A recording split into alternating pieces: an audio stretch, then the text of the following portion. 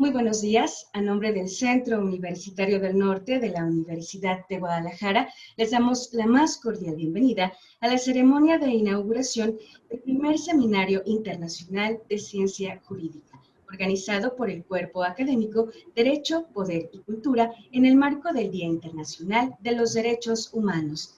Les damos la bienvenida a las personas que ya se están sumando a esta sesión de Zoom y también a quienes nos están siguiendo a través de nuestra transmisión en directo en nuestro canal de YouTube. A nombre de los organizadores les damos la más cordial bienvenida. Para comenzar, me permitiré presentarles a las autoridades que ya nos acompañan. Se encuentra con nosotros el maestro Uriel Nuño Gutiérrez, rector del Centro Universitario del Norte. Gracias, Ibis. Buenos días a todas y todos.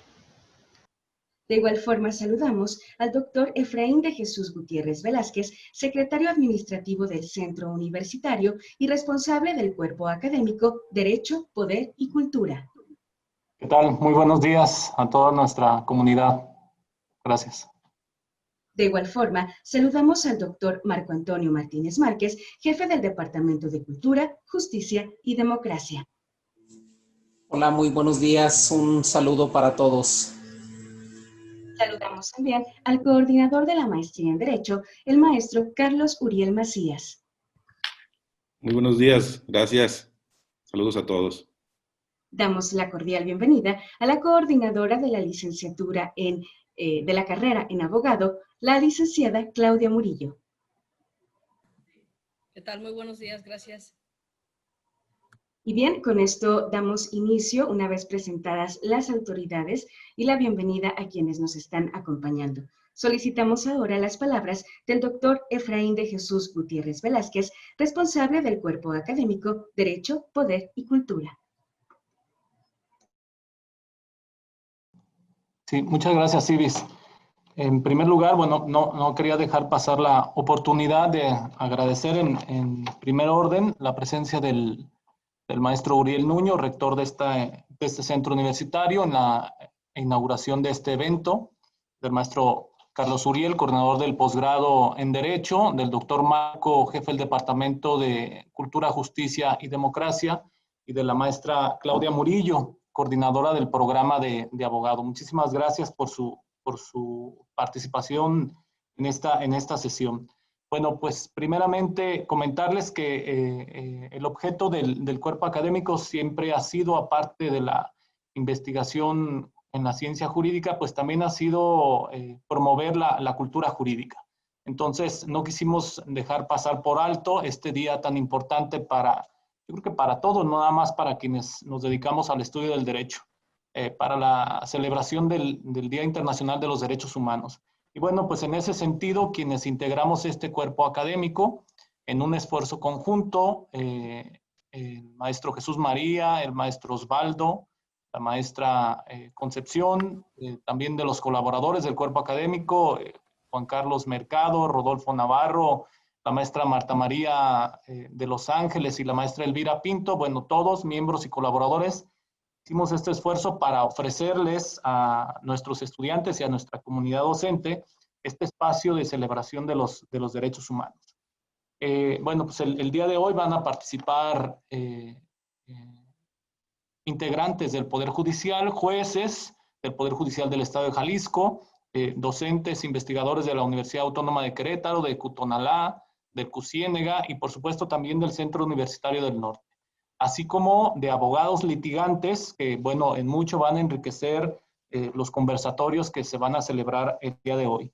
Y bueno, pues agradecer la participación, tenemos buenas expectativas del evento, la participación de tanto profesores, alumnos y de las autoridades académicas que nos ayudaron a promover, a difundir este evento y sobre todo, bueno, también a comunicación social.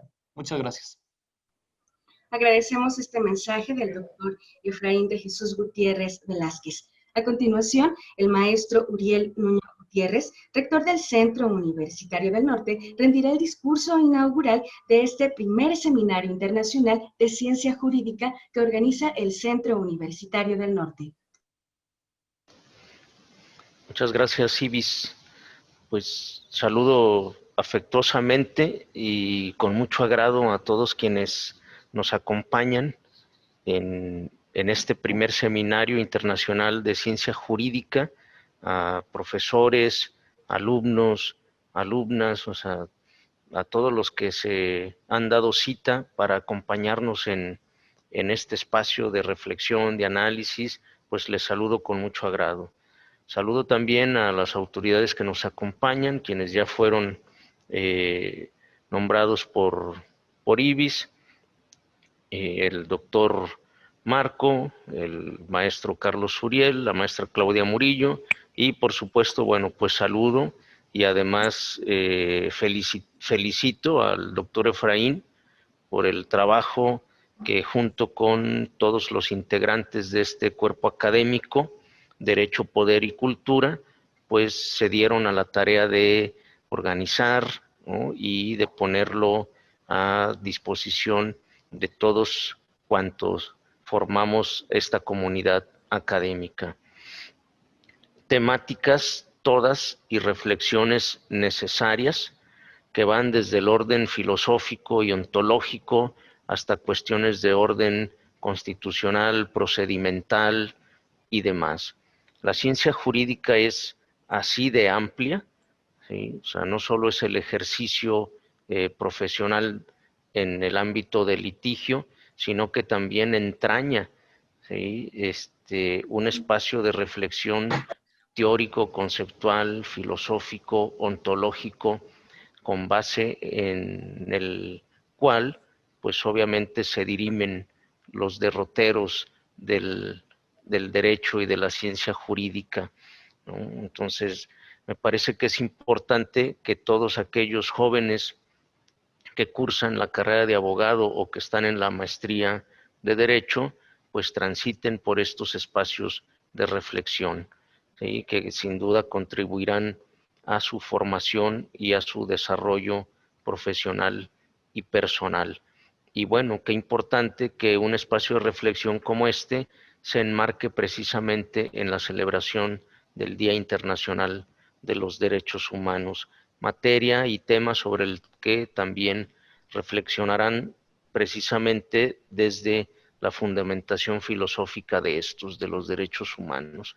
Entonces, bueno, pues auguro buenos resultados, auguro una culminación exitosa de este seminario y que, bueno, ya nos tienen prometidos los siguientes, porque este es el primero, así dice en el título. Entonces, pues están comprometidos a que haya otros, a que haya más, ¿sí?, y los estaremos esperando para poder ser parte de este espacio de reflexión tan necesario en el ámbito de la ciencia jurídica. Pues felicidades por ello, enhorabuena, ¿sí? Felicitar también a los coordinadores del pregrado y del posgrado, que junto con el jefe del departamento, pues bueno, se sumaron también a este esfuerzo colectivo para abrir espacios de reflexión en nuestra comunidad académica, para nuestra comunidad académica y para todos aquellos que deseen ser parte de este espacio de reflexión. Entonces, bueno, pues enhorabuena, felicidades, gracias por ese esfuerzo y gracias por seguir contribuyendo pues al buen nombre del Centro Universitario y de la Universidad de Guadalajara en esta región norte de Jalisco, ¿sí?, y por seguir contribuyendo a la formación de los jóvenes del norte de Jalisco y el sur de Zacatecas. Gracias por todo ello. Y bueno, pues entonces, dicho lo anterior, y siendo el jueves 10 de diciembre a las 11:30 horas, pues declaro formalmente inaugurados los trabajos y el programa de este primer seminario internacional de ciencia jurídica. Felicidades, enhorabuena y éxito. Agradecemos este mensaje y esta declaratoria inaugural de este primer Seminario Internacional de Ciencia Jurídica del maestro Uriel Nuño Gutiérrez, rector de este Centro Universitario del Norte. Pues bien, agradecemos a las autoridades que nos acompañaron en esta ceremonia de inauguración que se enmarca, como ya lo mencionó el maestro Uriel Nuño Gutiérrez, rector de este Centro Universitario del Norte, en el Día de los Derechos Humanos. A continuación, invitamos a que continúe a las personas que van ingresando que por favor muteen sus micrófonos para esperar entonces la siguiente actividad, que es la conferencia magistral a cargo del doctor Jorge Arturo Sánchez Aceves, análisis del proyecto de reforma al Poder Judicial de la Federación. Les invitamos a consultar el programa completo. Lo encuentran en nuestra página web www.norte.udg.mx. Les recordamos que las actividades continuarán de acuerdo al programa que se va a llegar con cada una de las sesiones a través de Zoom, debido a la pandemia, pues cuidando de su salud y cuidando también de su integridad y de las personas con las que ustedes conviven, es que ahora trasladamos a esta aula virtual todas las actividades de este primer seminario. Así que bien, dejamos ahora en el uso de la palabra a quien estará presentando la siguiente actividad, que es la maestra Victoria Aro. Ella estará presentando la conferencia que continúa. Le solicitamos a los presentes pues permanecer en sus lugares. En unos momentos estaremos continuando. Bienvenidas, bienvenidos. Muchísimas gracias, maestra Ibis. Bienvenidas a todas y a todos. Me es grato presentar al doctor Arturo Sánchez Aceves, que va a ser nuestro conferencista con la conferencia magistral denominada Análisis del proyecto de reforma al Poder Judicial de la Federación, dentro del marco del primer Seminario Internacional de Ciencia Jurídica en celebración del Día Internacional de los Derechos Humanos, organizado por el Cuerpo Académico Derecho, Poder y Justicia. Le cedo el uso de la voz a la licenciada Nancy Gabriela para que nos dé una síntesis de la semblanza del currículum del doctor Arturo.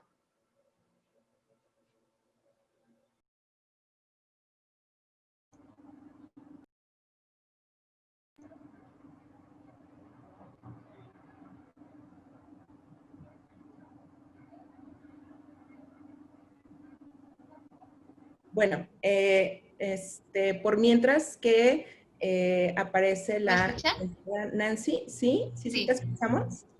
Gracias. Bienvenido, doctor Arturo, a esta su casa, la Universidad de Guadalajara. Me voy a permitir dar lectura a una pequeña síntesis del amplio currículum que usted tiene. Quiero comentarles que el doctor Arturo es licenciado en Derecho por la Universidad de Guadalajara. Tiene una especialidad y maestría en Derecho Fiscal y doctorado por la UNAM. Es profesor de tiempo completo en la Universidad de Guadalajara, Centro Universitario de la Ciénega. También es profesor de la maestría en Impuestos de la Universidad Autónoma. Además, abogado postulante en Morales Sánchez y Asociados, S.C., miembro del Colegio Nacional de Profesores e Investigadores de Derecho Fiscal y Finanzas Públicas desde 2003. Además, miembro de la Academia Mexicana de Derecho Fiscal en Querétaro desde 2010. Cedo la voz a la maestra Victoria. Muchísimas gracias. Bueno, les comento cuál va a ser la dinámica de esta reunión virtual. Doctor Arturo, le comento que va a tener 30 minutos para desarrollar su conferencia magistral, y si dentro de este lapso a alguien le surge alguna duda, le solicitamos por favor la puedan escribir en el chat que está dentro de esta reunión virtual. Bienvenidas y bienvenidos. Adelante, doctor Arturo. Muchas gracias, profesora Victoria y profesora Nancy. Les agradezco muchísimo al rector del Centro Universitario Norte, el doctor Uriel Nuño, por esta invitación que me hacen a participar en esta actividad académica tan importante. Pues como el tiempo es muy corto y el análisis de la nueva reforma del Poder Judicial de la Federación va a ser extensa, entonces vamos a tratar de sintetizar No sé, maestra Nancy, si yo pueda mover directamente la presentación o ustedes, como quieran.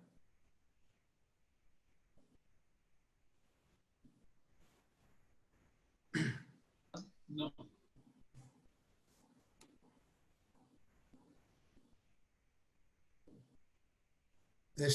No sé si yo pueda entrar directo o ustedes van a hacer la presentación. A ver, ¿qué hago? Habilito la función de convertir las pantallas. Le digo OK. Ajá. Y entonces le hago así. Inhabilito. Permítame, doctor Arturo. Sí, cómo no, muchas gracias. No te vayas.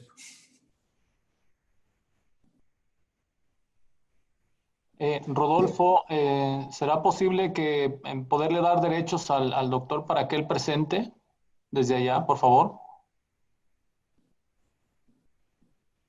Si ven que no, bueno, pues lo hacemos así. Lo seguimos así, sí. Bueno, correcto. Entonces, bueno, vamos a dar inicio.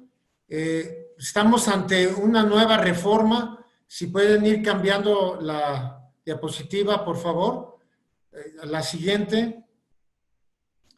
Estamos hablando de esta nueva reforma constitucional al Poder Judicial de la Federación. Quiero hacerles hincapié que si bien es una iniciativa del Ejecutivo Federal, en realidad los que realizaron todo el contenido de esta iniciativa es el propio Poder Judicial de la Federación y por lo tanto ya fue aprobada por el Senado y se supone que el día 15 de diciembre será también aprobada ya por la Cámara de Diputados. Entonces estamos ante una reforma inminente a uno de los principalísimos poderes que tenemos en la división de poderes de nuestro país. La siguiente, por favor. Ante la premura del tiempo y la envergadura de la reforma, voy a estar hablando muy rápido para que al final, si gustan tener alguna pregunta, lo hagamos. Miren, los antecedentes ahí los tienen ustedes. El antecedente es el libro blanco de la reforma judicial que fue publicado por la Suprema Corte en México en 2006. Resulta que muchas reformas quedaron en el tintero y ahora se quiere aprovechar que se realice. Y bueno, esto se viene a inscribir en las grandes reformas constitucionales que hemos tenido en nuestro país. Una muy importante en materia de justicia federal proviene de la misma 1994, la de 2008, pues la introducción del sistema penal acusatorio en lugar del sistema penal inquisitorio. Y tenemos también el 2011 en materia, la gran reforma constitucional en materia de derechos humanos y amparo. Adelante, por favor. La que sigue, por favor. Entonces, vamos a hacerlo en 2 puntos. Breves comentarios, nada más a ciertos puntos que yo considero de menor importancia para terminar de ver los que son de mayor alcance y calado. En primer lugar, bueno, ahí tienen fortalecimiento de la autorregulación de los órganos del Poder Judicial de la Federación y van a darle mayor fuerza a los acuerdos generales que tiene la propia Corte para que de esta manera sean parte del contenido sustantivo y dentro del fundamento de su actuación. Y pues se le va a dar también una política jurisdiccional que esta es una de gran importancia y vamos a verlo en las siguientes diapositivas. Adelante, por favor. Dentro de esto estamos viendo la inamovilidad de juzgadores, que se refiere a la necesidad de que exista una verdadera independencia de los juzgadores del Poder Judicial y para esto también regular la carrera judicial ante críticas que ha habido de nepotismo en los nombramientos que se han hecho dentro de este Poder Judicial de la Federación. Adelante. Ahorita van a ser rápido estos comentarios, la que sigue. Ustedes ya saben que en todos los ámbitos se está luchando por la paridad de género. Aquí en esta reforma no es la excepción. Y para evitar también este nepotismo se habla de una constitución de una escuela federal de formación judicial para que se haga una verdadera carrera judicial de los funcionarios jurisdiccionales. Adelante. Sigue, por favor. Sí, perdón, que allí tenemos, dentro de esto, se va a apuntalar la Defensoría Pública Federal ante la crítica de que la justicia, sobre todo a nivel ya de amparo, pues se dice que es una justicia únicamente para ricos, donde la gente con escasa capacidad económica pues no puede defender debidamente sus derechos, y este es un apuntalamiento a tener una Defensoría Pública Federal de envergadura en este sentido. Bien, la que sigue, por favor. Una reforma muy sencilla de contradicción. Las salas van a cambiar a un nombre de terminología más apropiada a contradicción de criterios. Y lo único que sí es importante es este incidente que tenemos en la etapa de ejecución de la sentencia de amparo. Este cumplimiento sustituto de la sentencia de amparo se está buscando que no llegue ya directamente a la Corte, sino que sea resueltos por los órganos mismos que resolvieron el recurso de revisión correspondiente. Adelante, por favor.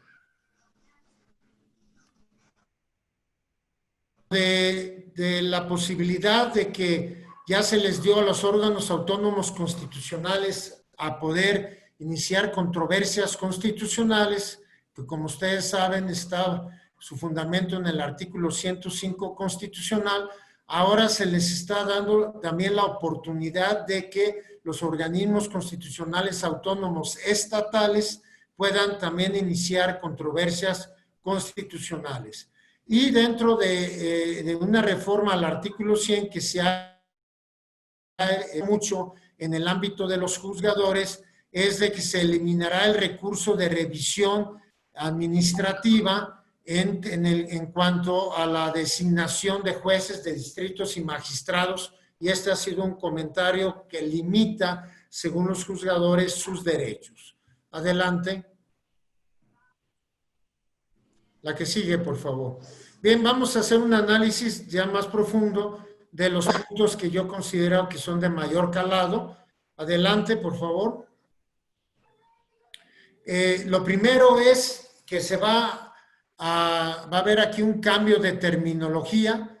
Los tribunales circuito van a convertirse en verdaderos tribunales colegiados de apelación. Esto ya era una cuestión que se había hablado mucho. Si me puede dar la siguiente para explicarle a los muchachos de mejor forma.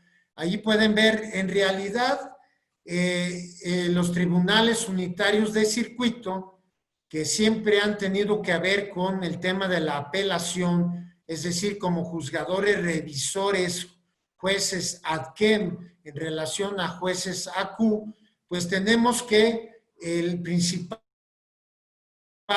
que cambia es que antes eran tribunales unitarios precisamente porque estaban integrados por un solo magistrado.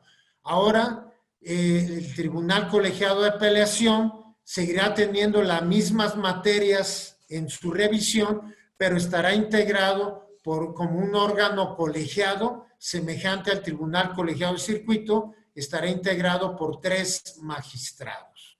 Adelante, por favor. También los plenos de circuito, esta figura organizacional que ha tenido muy buenos comentarios, puesto que en cada uno de los circuitos del Poder Judicial de la Federación, de varios de los tribunales de circuito que existían, se juntan todos para poder decidir sobre contradicciones de tesis que se vayan formando en el propio circuito. Que, por ejemplo, en el fisco, pues tenemos varios tribunales de circuito, se junta el presidente de cada uno de estos tribunales de colegiados de circuito en un pleno de circuito y tienen la función de decidir tesis contradictorias que se dan en el mismo tribunal de circuito, en este caso, por ejemplo, de Jalisco. Y entonces esto ha aligerado mucho el trabajo de la Suprema Corte de Justicia de la Nación, en el sentido de que no todo llegue a la Suprema Corte de Justicia de la Nación. Como lo estaremos comentando, la Suprema Corte de Justicia de la Nación solo quiere que lleguen aquellos casos trascendentales, su importancia para revisarlos, y todos los demás que los estén viendo los plenos de circuito. Como ha funcionado muy bien, la única reforma, adelante por favor, para explicarle a los muchachos. Lo único que se está haciendo es convertir estos plenos de circuito que están en un solo estado a un pleno ya regional, que próximamente se dirá cómo estarán constituidos por varios estados en regiones, y de esta manera fortalecer algunos estados como Zacatecas, Baja California Sur, Tlaxcala, Campeche, etcétera, que tenían un único tribunal colegiado de circuito y pues no podían tener una función de plenos de circuito. Entonces se va a convertir los plenos de circuito a plenos regionales para resolver tesis contradictorias que se den en una sola región.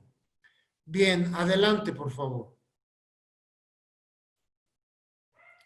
Viene entonces algo muy importante dentro de esta reorganización del Poder Judicial de la Federación, es la irrevocabilidad de los acuerdos del Consejo de la Judicatura Federal. Es decir, el Consejo de la Judicatura Federal, esta figura tan importante, introducida en 1994 como el órgano administrativo del Poder Judicial de la Federación, pues ha tomado mucha fuerza, mucho poder, la que sigue para poder explicar de mejor manera. Es decir, desde su introducción en 1994, el Consejo de la Judicatura Federal ha peleado con la propia Corte en la lucha de poder, porque este Consejo de la Judicatura Federal se llegó a decir que inclusive estaba en sus inicios arriba de la Suprema Corte de Justicia de la Nación. Se tuvo que precisar muy bien que estaba arriba de todos los demás tribunales del Poder Judicial de la Federación, pero no sobre la Corte. Sin embargo, este Consejo de la Judicatura Federal, con funciones administrativas, de fiscalización, de vigilancia, tiene un gran poder dentro del Poder Judicial de la Federación. Y si en principio en este régimen presidencial se decía que era muy costoso mantener el Consejo de la Judicatura Federal, le están dando ahora más fuerza, más poder, porque estarían eliminando la facultad que la Corte de revocar los acuerdos del propio Consejo de la Judicatura Federal. Dentro del Poder Judicial de la Federación, muchachos, únicamente la Corte puede emitir sus propios acuerdos generales, pero también el Consejo de la Judicatura Federal puede emitir también acuerdos. Pero estos serán revisados por la Corte. Si se aprueba tal y como está, se le estaría dando a la reforma mucha fuerza al Consejo de la Judicatura Federal, porque ni siquiera la propia Corte podría eliminar, se le estaría eliminando la posibilidad de revocar los acuerdos del Consejo, y además les están dando una nueva facultad de control constitucional, no jurisdiccional, cuando existan violaciones graves a los derechos humanos. Entonces, a esta facultad que antes tenía la Corte y se le pasó a la Comisión Nacional de Derechos Humanos, está como resurgiendo, pero otorgándosela al Consejo de la Judicatura Federal. No hay duda que sale muy reforzado el poder de este Consejo de la Judicatura Federal y que muchos juzgadores internamente, porque recuerden ustedes que el Consejo de la Judicatura Federal es la que viene a revisar y a sancionar a los juzgadores de cualquier nivel dentro del Poder Judicial, con excepción de la Corte. Adelante, por favor. Bien, dentro de esta reorganización del Poder Judicial de la Federación, tenemos una opción muy interesante y creo que muy importante, que se dé una nueva tipo de jurisprudencia en la Constitución y en la Ley de Amparo. Es decir, una jurisprudencia de precedentes de la Corte. La que sigue, por favor, para poder explicarla mejor. Actualmente existen en la ley de amparo 3 tipos de jurisprudencias, que son las que tienen ustedes al lado izquierdo. La jurisprudencia por reiteración de casos, que bueno, como ustedes saben, fue esta idea por Ignacio L. Vallarta, este jurisconsulto jalisciense de gran envergadura que desde el siglo XIX ha impactado nuestro sistema jurídico mexicano. Bueno, Ignacio L. Vallarta, él propuso que no fuera únicamente un precedente el que tuviera fuerza obligatoria con los antecedentes ingleses, sino que fuera necesario que existieran 5 sentencias dictadas en un mismo sentido, de manera reiterada y sin ninguna en contra. Y a eso se le llamó la jurisprudencia por reiteración de casos. Luego vino la jurisprudencia por contradicción de tesis. 2 tesis que están resolviendo un mismo caso de manera diferente, pues hay una incertidumbre muy fuerte. La jurisprudencia por contradicción de tesis sirve para que la sala pleno de la Corte elija cuál es la que debe de prevalecer, o bien sacar una nueva que diga en estos casos se debe resolver de esta manera. Y finalmente, en la última reforma de 2011 se introdujo la jurisprudencia por sustitución, que cualquiera de los, normalmente cualquiera de los órganos internos jurisdiccionales del Poder Judicial era una solicitud para que se haga. Es una jurisprudencia que se da de manera muy excepcional. Ahora se estaría introduciendo una nueva jurisprudencia, únicamente en relación a la Corte, es decir, una jurisprudencia por precedentes. ¿Qué significa? Que con un solo caso que resuelva la Corte, estamos hablando del Pleno de la Corte, si resuelve con 8 votos mínimos de los 11 ministros que la componen, entonces con un que revisen 8 votos, ya será una jurisprudencia por precedentes y por lo tanto será ya obligatoria para todos los tribunales del país, tanto los del Poder Judicial de la Federación como los estatales, municipales y de la Ciudad de México, además como los tribunales administrativos federales y estatales. Bien, la siguiente, por favor. Bien, dentro de fortalecer la potestad de la Suprema Corte de Justicia de la Nación, pues lo que se busca aquí es que exista en relación a las controversias constitucionales, quitarle trabajo a la Corte. Insistimos, la Corte únicamente quiere revisar casos trascendentales por su importancia y por el tema que estén revisando. Y todos los que no sean importantes, que sean revisados ahora por los plenos regionales, que así se llamarán los plenos de consejos que actualmente hay. Entonces, quitarle ese trabajo. Si quieren la siguiente para explicarlo de mejor forma. Por favor, la siguiente. Sí, ahí está. Quieren pues que la Corte se trabaje como un verdadero tribunal constitucional.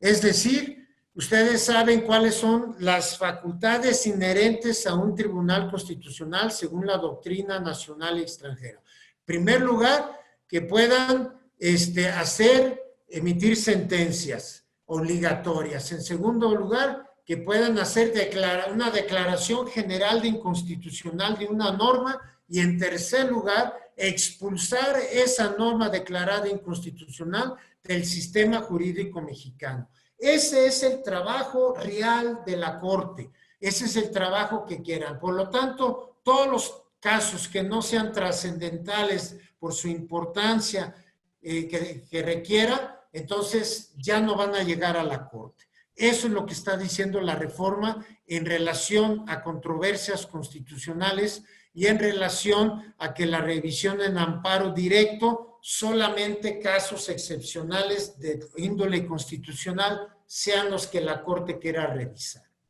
Bien, la siguiente, por favor. También hay una reforma importante a esta figura de gran importancia.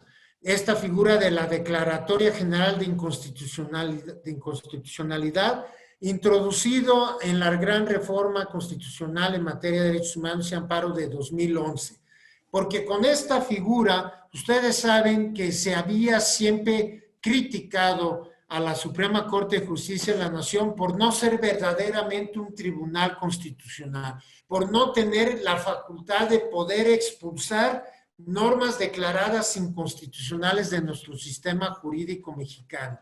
Y esto pues era muy grave para la verdadera justicia mexicana, puesto que, como ustedes saben, el juicio de amparo tiene un principio de relatividad de las sentencias y esto venía a proteger únicamente al quejoso que había presentado la demanda de amparo. Y si se declaraba en la sentencia de amparo que era inconstitucional una norma, pues protegía únicamente al quejoso, pero millones de mexicanos que no habían presentado su juicio de amparo y muchas veces por no tener la capacidad económica para hacerlo, esa norma declarada inconstitucional continuaba afectando indebidamente a millones de mexicanos. Para eso se introdujo la figura de la Declaratoria General de Inconstitucional. La que sigue para explicarlo de mejor manera, por favor. Entonces, el procedimiento de la Declaratoria General de Inconstitucionalidad se daba de dos formas. Una, a través de un recurso de amparo, un juicio de amparo en revisión, ¿verdad? O sea, un quejoso presentaba un recurso en revisión, la Corte resolvía un primer caso que era inconstitucional la norma, tenía que esperarse a que hubiera una segunda ocasión que se declarara y entonces se notificaba hasta entonces al emisor de la norma considerada inconstitucional. Otra forma de hacerlo también es cuando la Corte declara la inconstitucionalidad en una jurisprudencia por contradicción de tesis. Son las dos formas de notificar al emisor de que se ha declarado una norma inconstitucional. Por ejemplo, el Congreso del Estado de Jalisco emitió una norma que en su revisión después fue declarada inconstitucional. Entonces, si hay un recurso de amparo presentado y la Corte lo revisa y declara inconstitucional en su sentencia esa norma, ya no será necesario ahora con la reforma de esperar un segundo caso, sino que de manera inmediata en el primer caso notificarán al emisor de la norma constitucional que tiene 90 días naturales para modificar esa norma que se ha declarado inconstitucional. Y si el emisor de la norma no lo hace así en 90 días, entonces la Corte en pleno vuelve a revisar este caso y si 8 votos de los 11 ministros que la componen lo deciden así, expulsan del sistema jurídico mexicano esa norma declarada inconstitucional. Entonces, ¿en qué consistió ahora la reforma? En que se ocupará únicamente de un recurso de revisión que llegue a la Corte y que la Corte declare constitucional por primera vez esa norma, con eso bastará. Ya no será necesaria una segunda ocasión. Muy bien, la que sigue, por favor. Bien, ya estamos llegando al final de manera muy rápida, para si ustedes desean hacer algunas preguntas, pues vean, una reforma importante es que en el artículo 103 constitucional y en el artículo 1 de la Ley de Amparo se va a eliminar las fracciones segunda y tercera que se refieren al llamado amparo soberanía. La que sigue, por favor, para empezar a explicar de mejor manera esta reforma.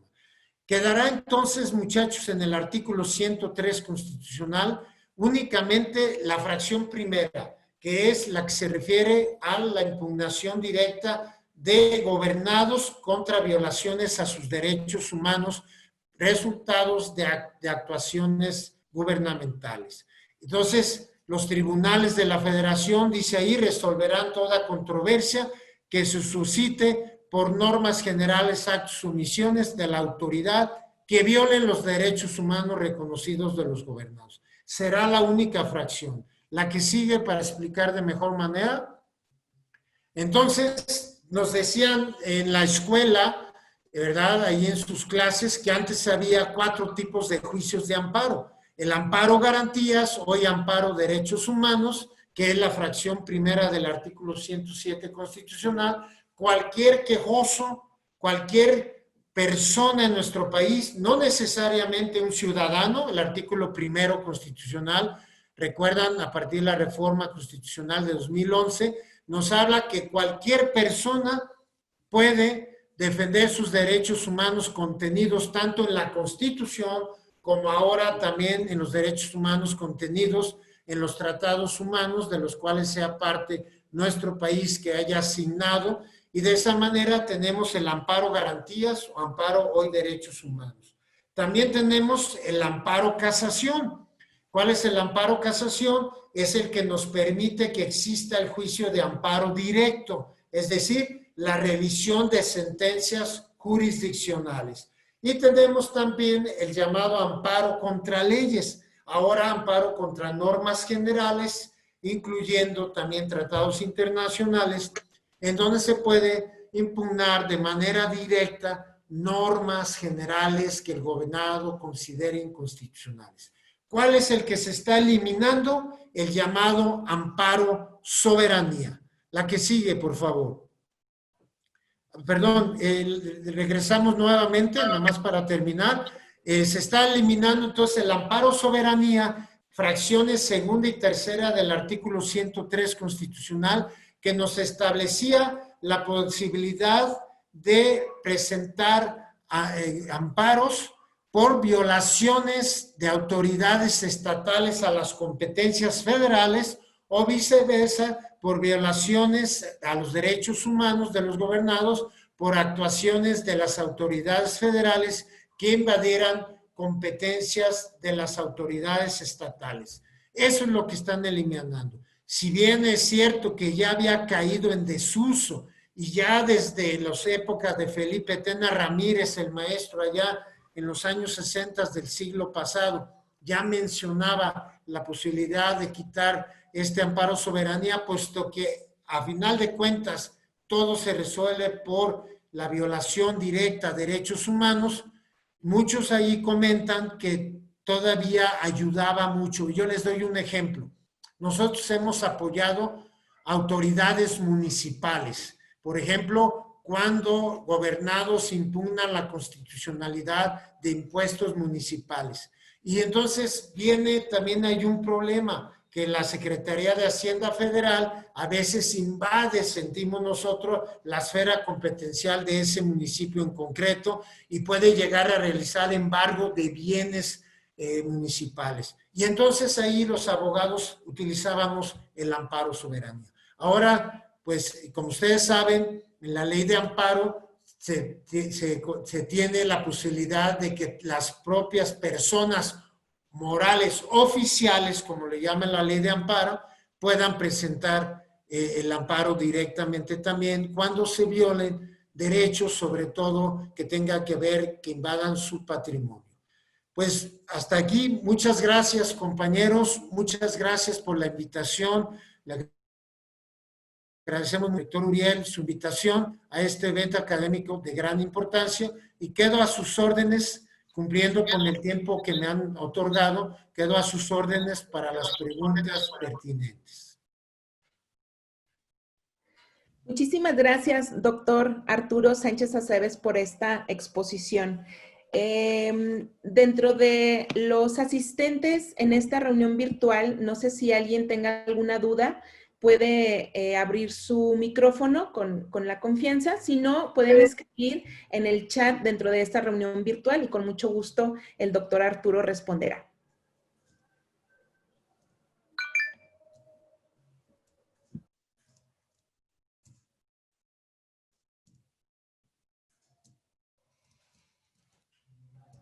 Bueno, si no hay ninguna pregunta, de todas maneras, si surge algo, yo le dejo al maestro Efraín Gutiérrez mis datos para que cualquier pregunta que quieran hacer los alumnos en forma posterior la podemos resolver, pero sí recomendaría, ¿verdad?, que sí vayan estudiando esta reforma porque su aprobación ya es inminente. Como ya les decía yo, fue en realidad la iniciativa fue redactada por el propio Poder Judicial de la Federación, retomada por el Ejecutivo Federal como una iniciativa, ya fue aprobada por la Cámara de Senadores como Cámara de Origen, y ahorita en la Cámara de Revisores, en la Cámara de Diputados, parece inminente su aprobación para el 15 de diciembre próximo. Es decir, en 5 días parecerá que ya estará aprobada esta reforma constitucional en materia del Poder Judicial de la Federación.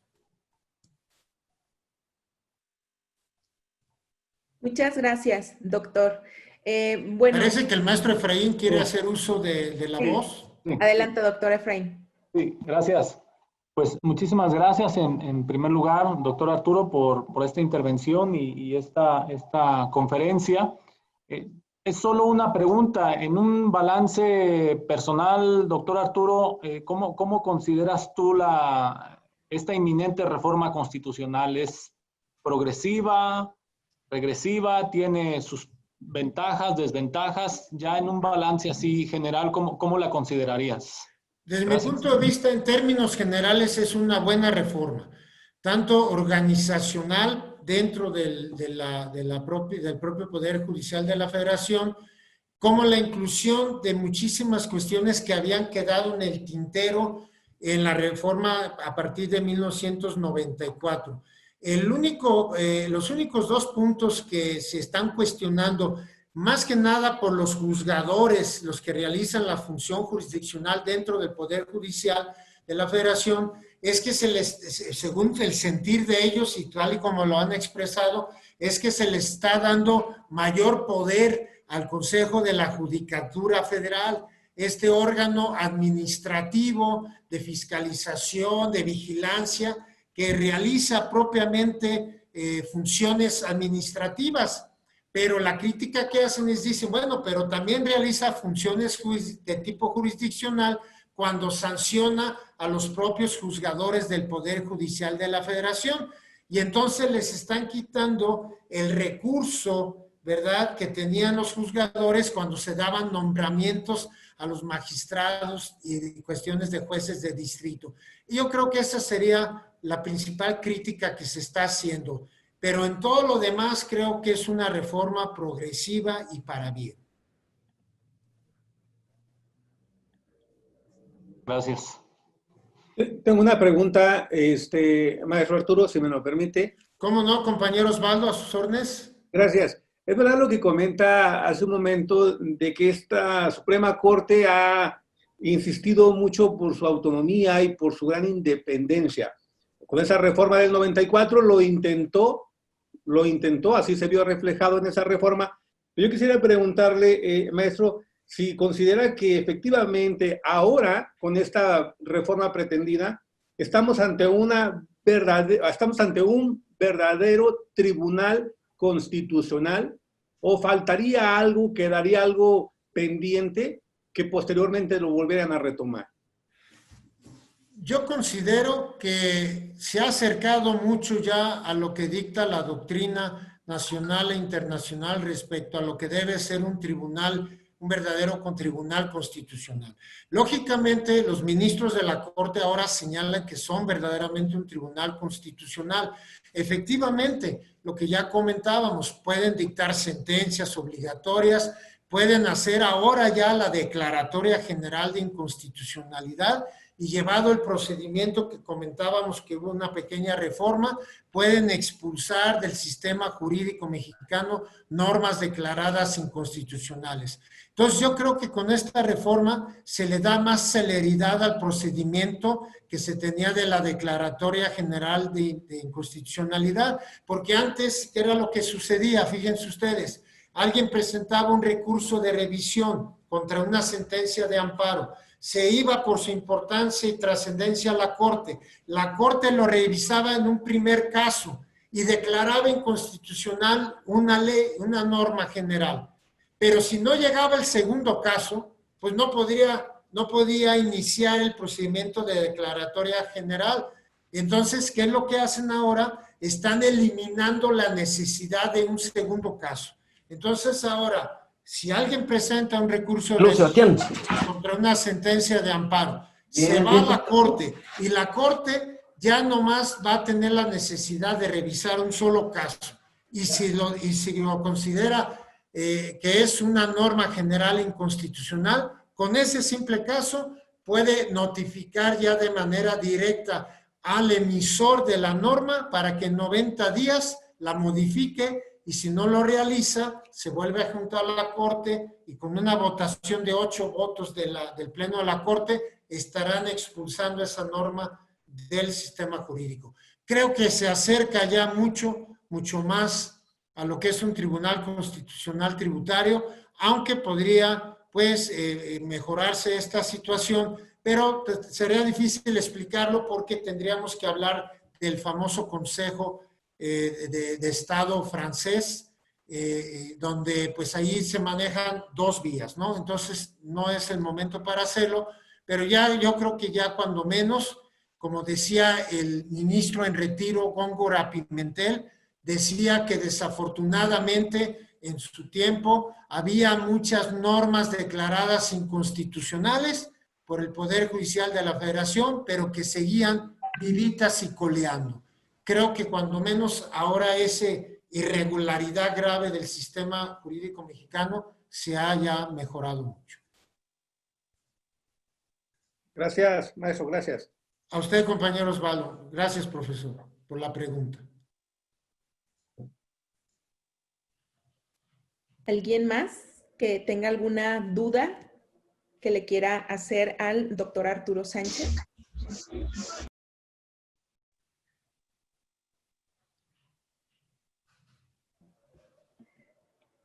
Bueno, doctor, en vista de que ya no tenemos ninguna aclaración o duda al respecto, le agradecemos muchísimo por su participación con esta conferencia. También agradecer la presencia de profesores y alumnos chilenos. Bienvenidos a este primer Seminario Internacional de Ciencia Jurídica.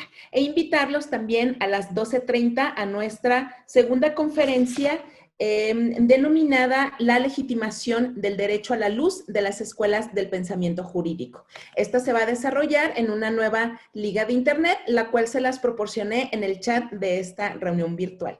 Si no hay alguna otra cosa, doctor, muchísimas gracias. Muchas gracias a ustedes por la invitación. Al contrario, doctor, bienvenidos. Gracias y saludos a todos.